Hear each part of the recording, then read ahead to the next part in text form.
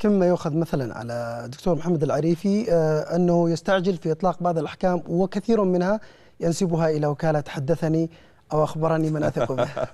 أما بالنسبة لحدثني فأنا لم أقل يعني مطلقا حدثني إلا وقد حدثني فعلا. وقلتها يعني مرارا وأتعمد يا أخي، وهذا هو الأسلوب الشرعي.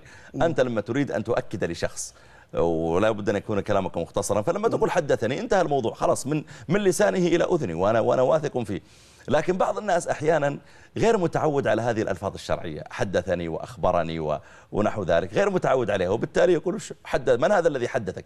أنا لست مسؤولا أن أقول لك من هذا الذي حدثني. إذا أنت واثق في وفي اختياري للأشخاص وفي ثقتي في هذا الكلام الذي أنقله خذه، وإلا يا أخي لا تتابع ما أقول.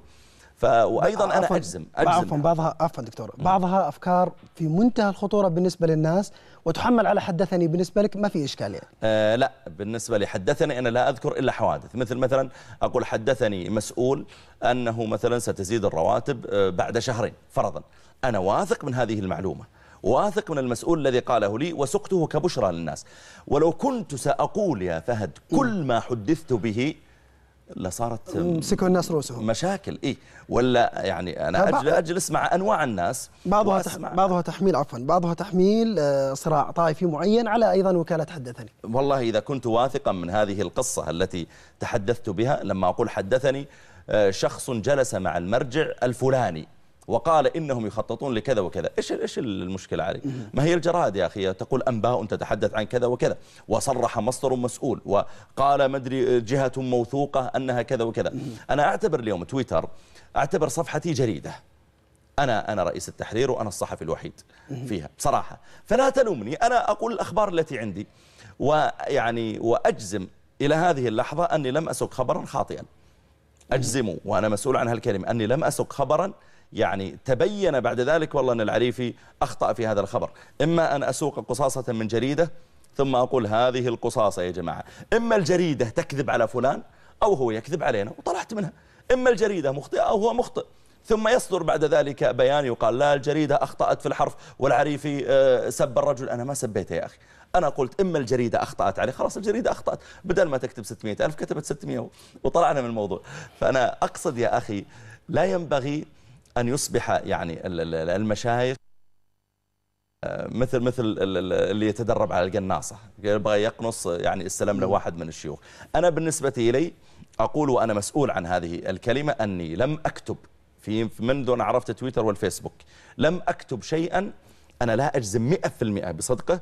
وإذا كنت شاكا أقول أنباء تتحدث عن إطلاق سراح فلان، أنا غير متأكد. إن كلمته بالتلفون قال لي والله هذا هو مع عياله في السيارة، قلت أبشركم ترى فلان وفلان تم إطلاقه سراح، أو غير ذلك، لكن هذا على سبيل المثال. اعتذرت عن شيء؟ ثبت لك خطأ فاعتذرت؟ لم يثبت لي خطأ أبدا فيما أنقله، وأنا ترى لست من المكثرين في التغريد، يعني ربما يوميا لا تتجاوز 3 أو 4، لكن لما تضعها مع الإجابات الأسئلة وكذا تصل إلى 20-30 مع الردود. أما الذي أصوغه أنا كتغريدة أحيانا يا أخي يمر 3 أيام 4 أيام أخجل من الناس أني ما دخلت. فأنا لست من المكثرين عموما.